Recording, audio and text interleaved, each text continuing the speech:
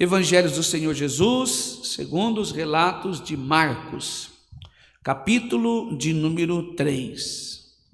3, é isso mesmo. É uma mensagem da palavra bastante conhecida. Evangelho do Senhor Jesus, segundo os relatos de Marcos, capítulo 3, e nós vamos ler do verso 1 ao 5. Marcos 3, 1 ao versículo 5. Está escrito assim: De novo entrou Jesus na sinagoga, e estava ali um homem que tinha ressequida uma das mãos. E estavam observando a Jesus para ver se o curaria em um dia de sábado, a fim de o acusarem. E disse Jesus ao homem da mão ressequida: Vem para o meio. Então lhes perguntou: É lícito no sábado fazer o bem, fazer o mal, salvar a vida, tirá-la? Mas eles ficaram em silêncio. Olhando-se ao redor, indignado, condoído, com dureza o seu coração, disse ao homem: Estende a mão. Estendeu a mão, e a mão lhe foi restaurada. Retirando-se os fariseus, conspiravam logo com os herodianos contra ele, em como lhe tiraria a vida. Somente até aqui. Amém. Aqui é nítido, não tem como nós fugirmos do tema. Aqui está bem claro, bem exposto. De fato, é claro aqui o chamado para a restauração. Se fosse para dar um nome, um tema a esta mensagem, não seria outro. Deveras, não seria. Aqui é claro o chamado para a restauração. Irmãos queridos, é um acontecimento maravilhoso, extraordinário, um milagre maravilhoso que Jesus fez. O contexto de toda a história não poderia ser outro. Quando não faz, reclama daquele que faz. Quando não ajuda, reclama daquele que ajuda. Quando não resolve, reclama com aquele que resolveu o problema. É simples, não é? Infelizmente, este é o fariseu. Se é o homem que procura defeito em tudo, que se justifica sendo melhor, não interessa se o outro fez bem ou não, ele precisa sobressair aquele bem. Não diferente, a discussão desse contexto, infelizmente, é sobre o sábado. O conflito aqui do contexto é sobre o sábado, que agora está culminando esse episódio. E a estrutura desta mensagem, ela segue 3 comandos de Jesus: levanta-te, vem para o meio e estende a mão. Levanta-te, vem para o meio e estende a mão. Cada uma destas ações, desse comando que Jesus ordena que este homem faça, nos arremete, nos traz aplicações práticas para a nossa vida. A Bíblia é um manual.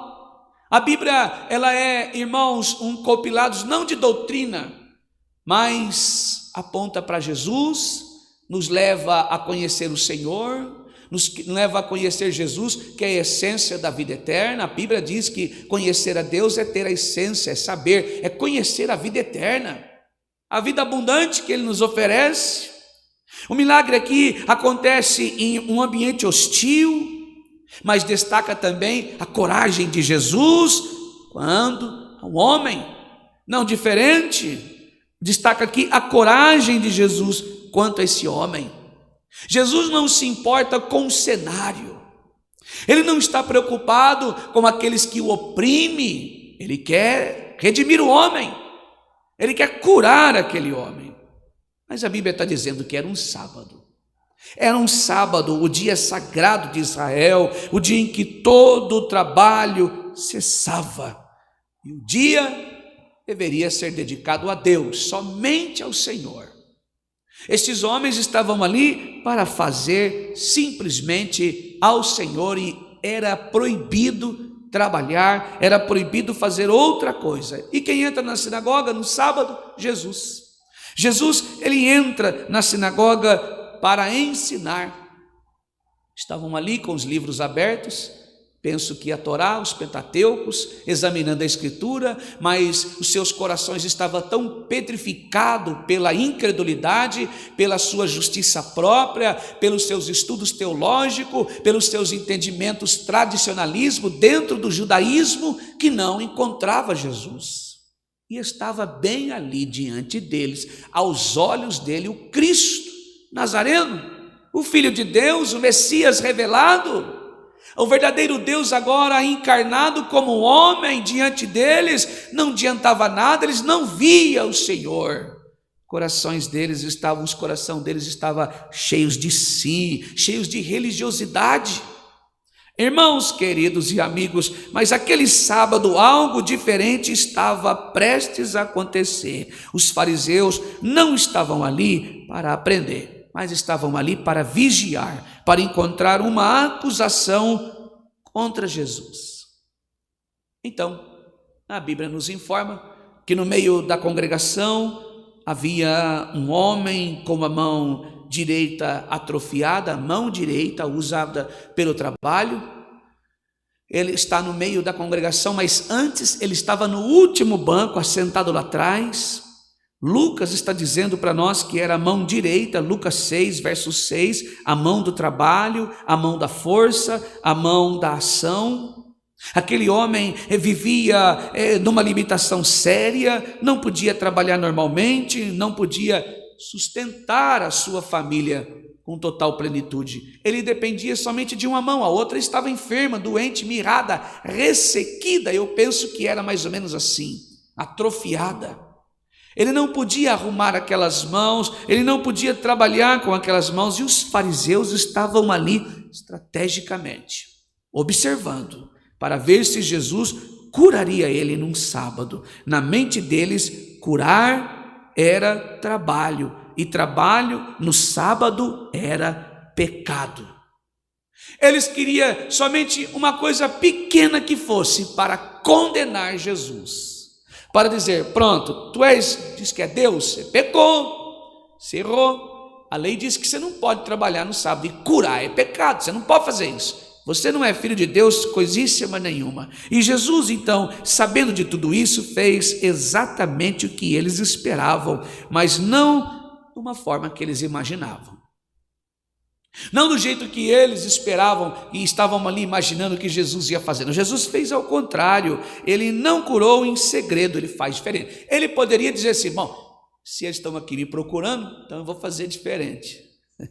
Eu vou chamar ele do lado. Ô, fulano, vem cá um pouquinho. Sabe o que é? Eu não vou fazer na frente do mundo aqui, que eles estão me caçando, então tem uma cortina ali, vamos ali, eu vou curar sua mão. Não. Jesus, ele olha para todo mundo que ali está. Eu penso que ele olhou no coração de um, está pensando, estou só esperando. E o outro de olhar para o outro, veja, eu vejo neste ângulo, você vê no outro. Jesus olha e fala, eu vou fazer diferente. Já que vocês estão me observando, me olhando, eu vou chamar este homem em público. Chamou o homem para o centro da sinagoga. E o que ele fez? Expôs a hipocrisia, os hipócritas que ali estavam, os religiosos hipócritas, e restaurou aquela mão diante de todos. As ordens e aos comandos de Jesus que deu aquele homem são os mesmos que ele nos dá hoje. E o que Jesus disse? Levanta-te, vem para o meio, estende a sua mão, louvado seja o nome santo do Senhor. Tem muita gente parada. Esses dias estava conversando com a minha esposa, nós somos assim. Às vezes a oportunidade está batendo nas nossas portas, mas nós ignoramos.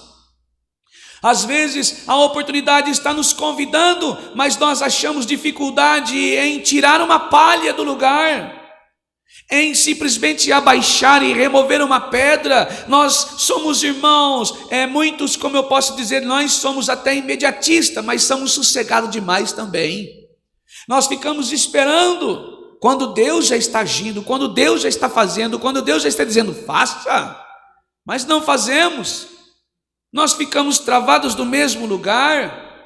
Aqui o cenário é de confronto. Versículo 1 e 2 diz assim: e entrou outra vez na sinagoga, e estava ali um homem que tinha uma das mãos atrofiada, estava observando os curaria no sábado para o acusarem. Antes, irmãos queridos, de examinar os comandos de Jesus, nós vemos aqui, entendemos o ambiente era péssimo. Jesus estava ali vivendo um momento, irmãos, de muita opressão. Era uma sinagoga cheia de muita tensão.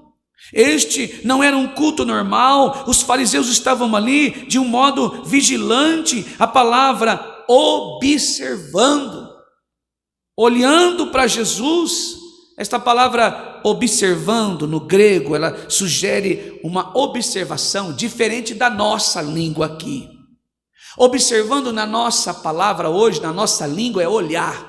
É somente olhar, ficar olhando. Na palavra original, que é no grego, é espiando e esperando para flagrar o erro, para apontar em público e dizer, está aí, eu estou te vendo, eu sei quem é você. É para literalmente provar algo, demonstrar algo. Jesus havia já tido conflitos sobre o sábado. No capítulo aqui anterior nós vemos justamente sobre isso. Agora aqui eles estavam esperando porque os discípulos eles colheram espigas num dia de sábado, colheram espigas e foram duramente criticados. Jesus respondeu: o sábado foi feito por causa do homem e não o homem por causa do sábado. Então nós vemos aqui, queridos, agora os fariseus estão esperando um novo deslize. Tinha um homem necessitado bem ali, se Jesus curasse, teria irmãos, então cair por terra, eles teriam a acusação que eles queriam para Jesus. Estava esperando o momento certo. Sabe o que está dizendo esse texto aqui, irmãos? No comecinho da palavra, justamente nesse sentido de estar observando para acusar Jesus, religião sem compaixão. Religião sem compaixão é aquele que, irmãos, fica observando o outro para dizer, olha, está fazendo isso, diz que é crente, está fazendo aquilo, diz que é santo. Tem muito crente fazendo isso, sentado no banco do juiz, sentado no banco do acusador, só esperando. Está cheio de crente assim, religião sem compaixão. Olha, fulano pecou, fulano errou, teu lugar não é aqui, vai embora, Deus não te quer mais. Religião sem compaixão, fariseu. Isso é o trabalho de fariseu.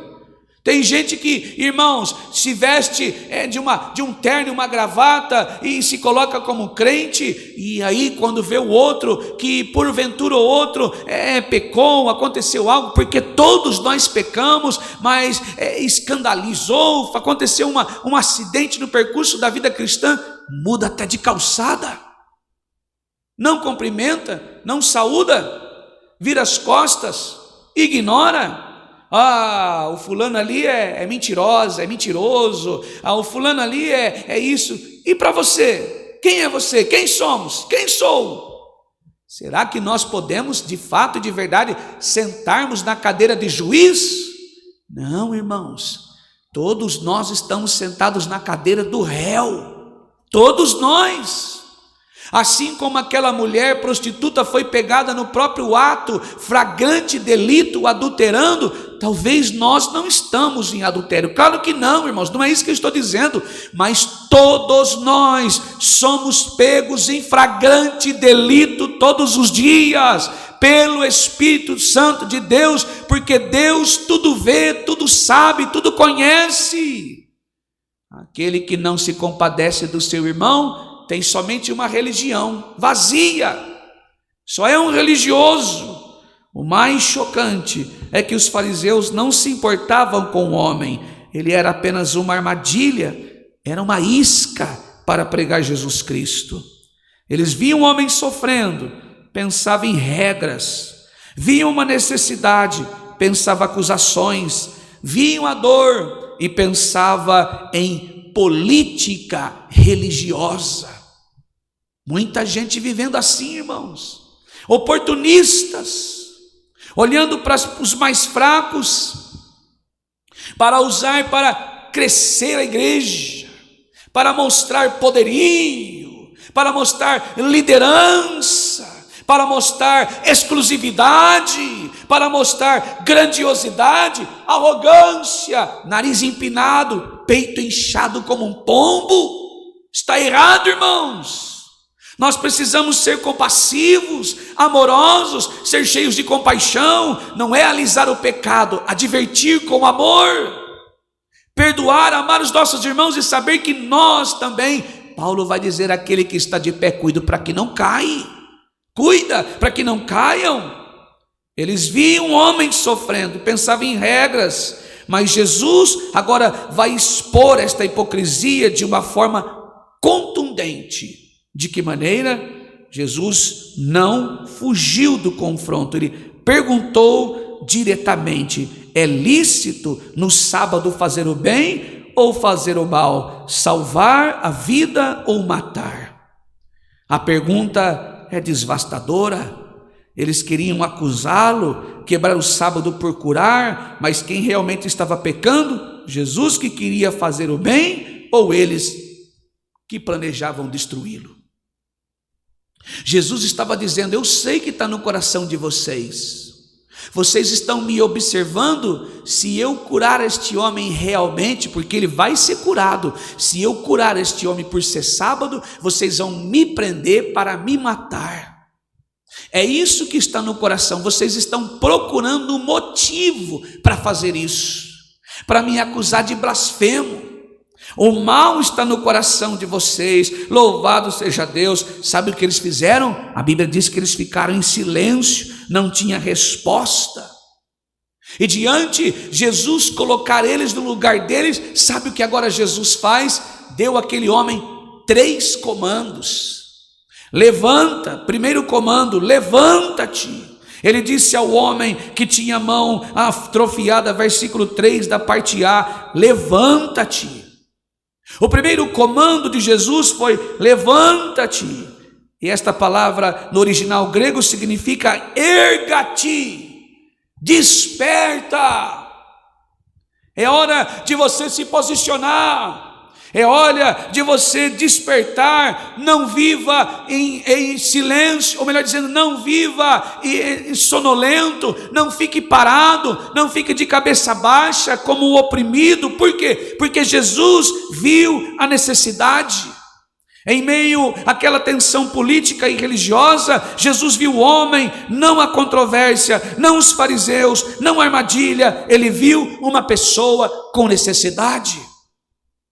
Ele viu que essa pessoa estava assim. E assim, quando Jesus olha para nós, Ele nos vê, conhece a nossa limitação, sabe onde estamos atrofiados e nos chama pelo nome. Louvado seja Deus. Vem cá, filho, vem cá, filha, louvado seja Deus. Chega de ficar nessa situação. É hora de levantar, é hora de se posicionar, é hora de sacudir a poeira. Louvado seja Deus. Jesus está chamando aquele homem literalmente para sair da passividade.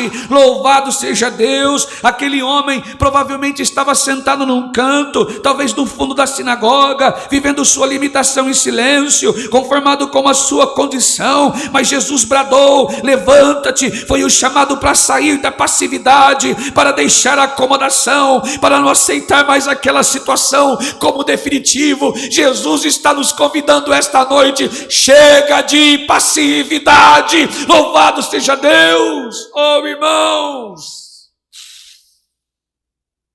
às vezes nós somos muito passivos, aceitamos tudo, engolimos tudo e não vemos o mal que está nos causando.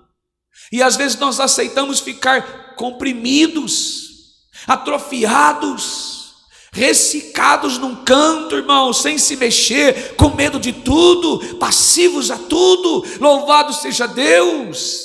Mas Jesus deu uma ordem, um comando àquele homem: levante-se, levante-se. Muitas pessoas vivem assim espiritualmente, sentadas.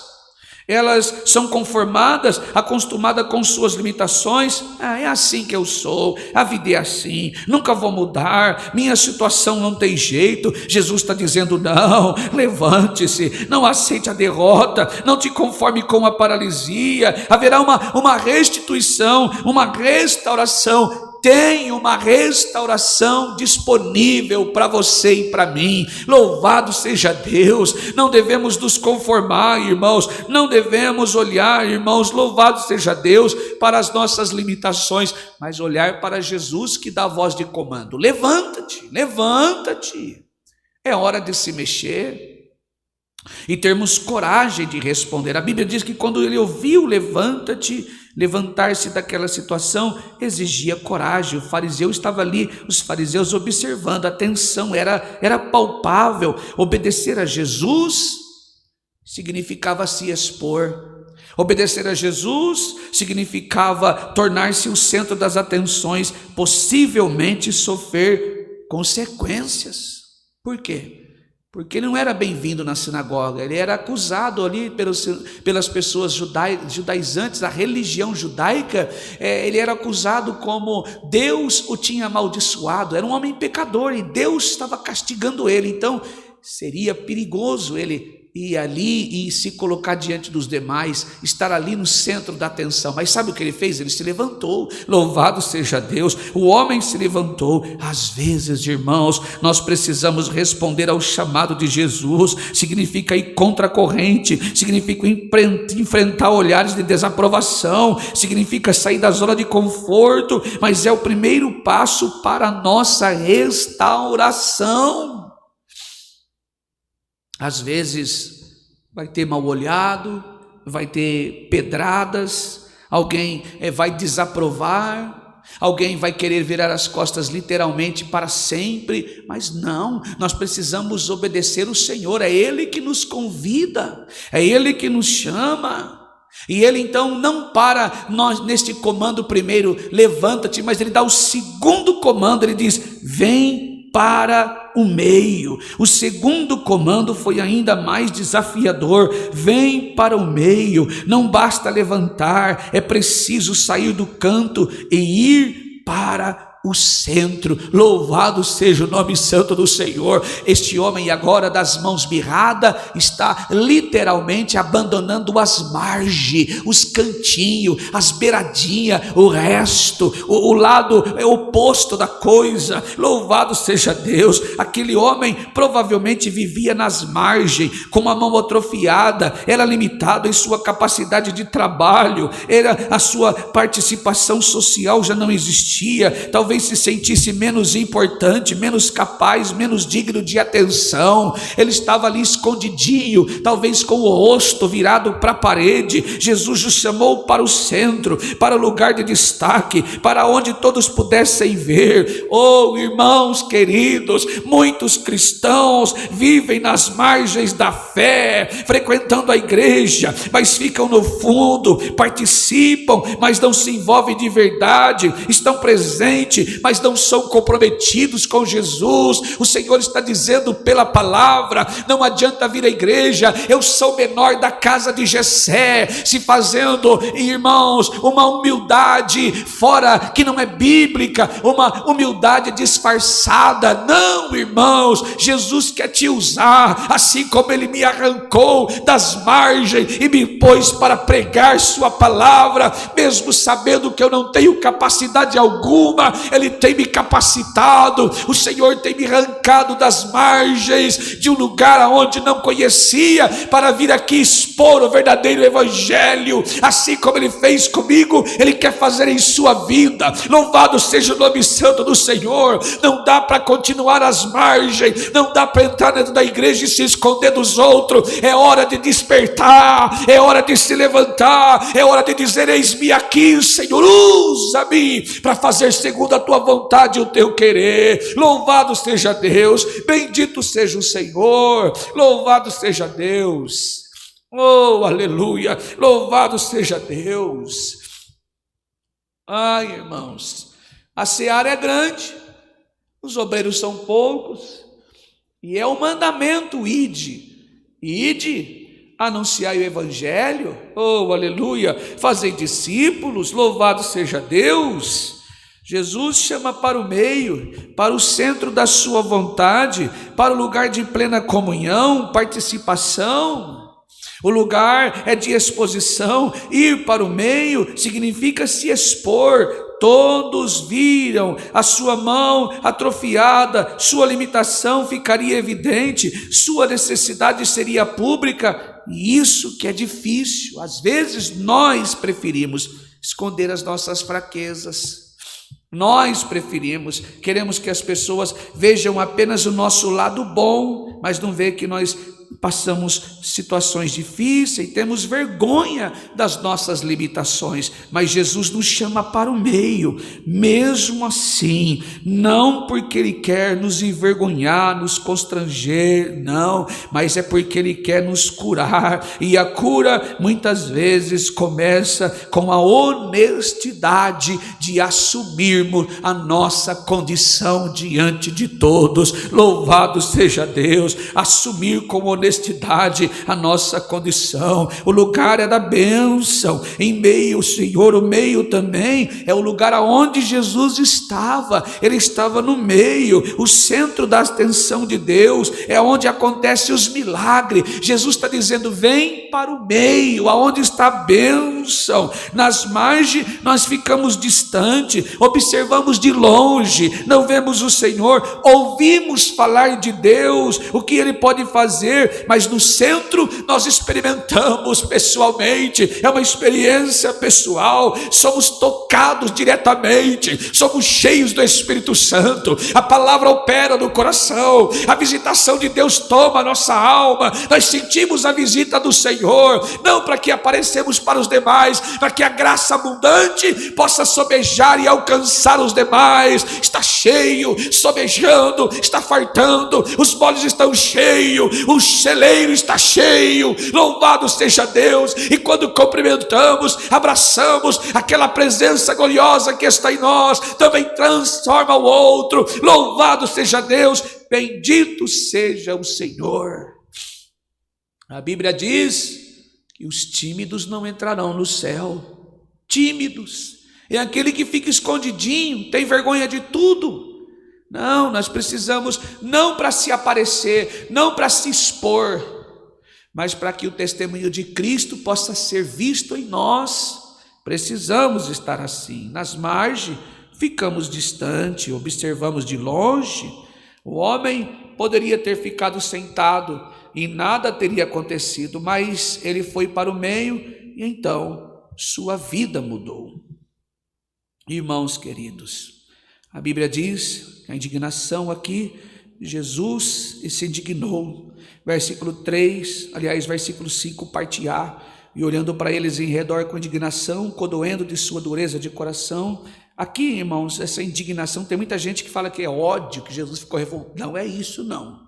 A indignação aqui é uma indignação santa. Jesus olhou ao redor com indignação, ele estava irado, não com o homem, mas com os fariseus, não por causa do sábado, mas por causa da dureza do coração deles.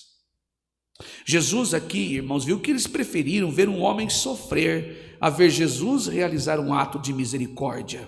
Preferiam suas regras do que a compaixão de Jesus. Preferiam estar certos do que ver alguém ser curado. Tem muita gente assim, prefere as pessoas fora da igreja do que trazer elas para dentro. E às vezes eles mesmos traem, depois joga para fora. Chama de irmão hoje, amanhã de pecador. Rotula, traz para dentro e amanhã joga para fora. Prefere lá fora do que aqui dentro. Essa religião vazia indigna Jesus. Rituais sem amor, ortodoxia sem misericórdia, conhecimento sem compaixão. Não adianta nada. Ortodoxia aqui é religiosidade, costume, tradicionalismo, regras, mas não tem amor, não perdoa, não ama. Tem muita gente vivendo assim. Deus até perdoa, mas nós não. Quem é você? É mais que Deus agora? É uma brincadeira isso, né, irmãos? Eu ouvi isso daqui de cima, já ouvi isso, daqui de cima. Deus perdoa, nós não. Porque você é muito santo. Seu nome está acima do nome de Jesus. Que coisa mais feia, isso é palavra do diabo, irmão. Boca de Satanás, boca do diabo. Irmão, ortodoxia sem misericórdia, religião sem compaixão, irmãos, ritual sem amor, só tem liturgia, só é um segmento. Jesus estava condoendo-se, ao mesmo tempo que ele estava indignado, Jesus se condoía. O texto mostra duas emoções de Jesus claras aqui, simultâneas: ira contra a hipocrisia e tristeza pela dureza de coração. É isso que Jesus vê. Jesus não é indiferente, ele se importa profundamente. A dureza espiritual das pessoas o entristece, e o sofrimento dos necessitados o move.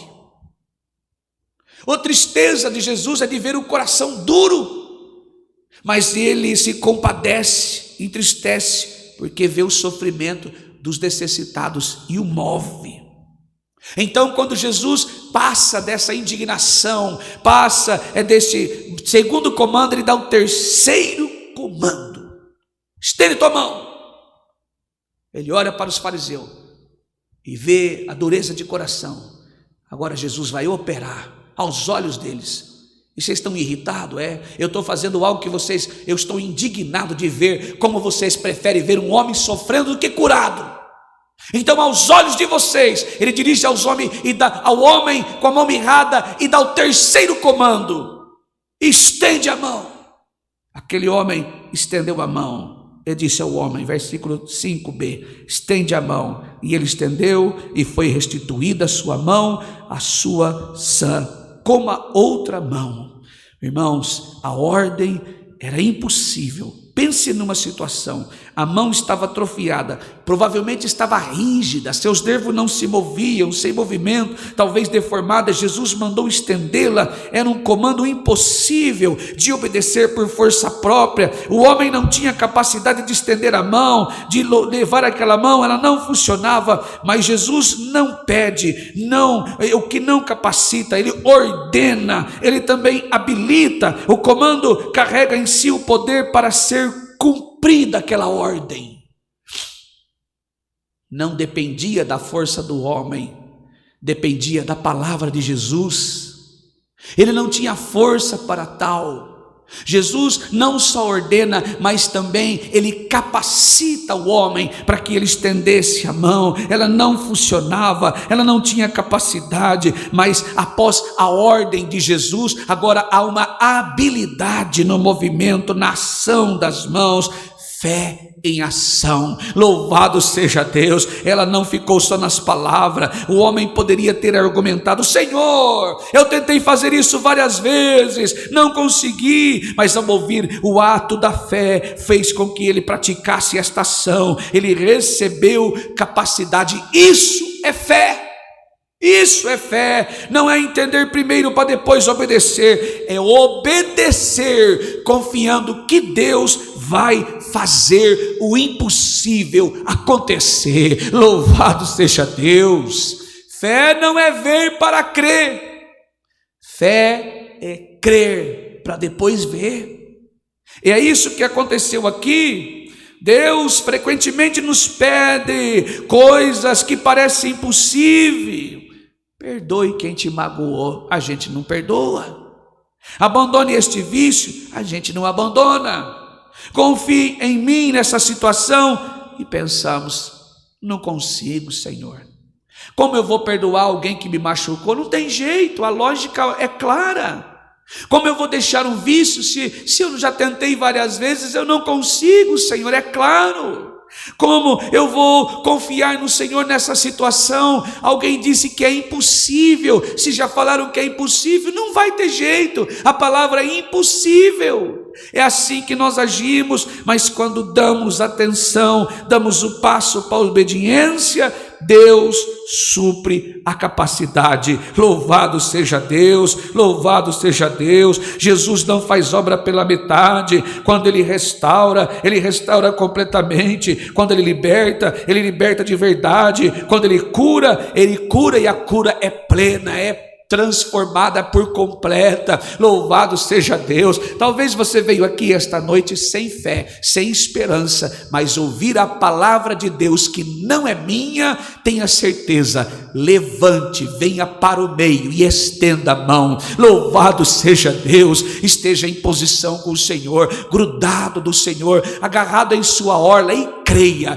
tudo posso em Cristo que me fortalece. Se creres, verás a glória de Deus. Esta é a palavra. Deus seja louvado. Amém.